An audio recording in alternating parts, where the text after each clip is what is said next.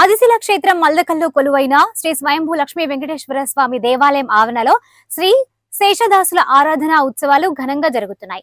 సోమవారం మధ్యారాధన సందర్భంగా అవమాన హోమం నిర్వహించారు. శ్రీ శేషదాసుల ఉత్సవ విగ్రహంతో రథోత్సవాన్ని వందలాది భక్తుల మధ్య నిర్వహించారు.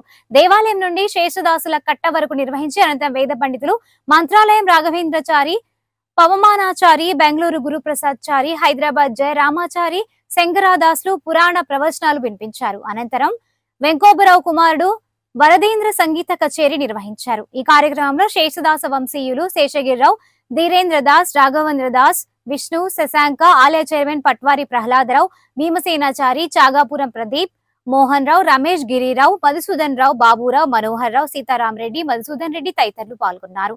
ఈ సందర్భంగా భక్తులకు కేటీ దొడ్డి ఎంఈఓ వెంకటేశ్వరరావు ఆధ్వర్యంలో మజ్జిగ పంపిణీ చేశారు.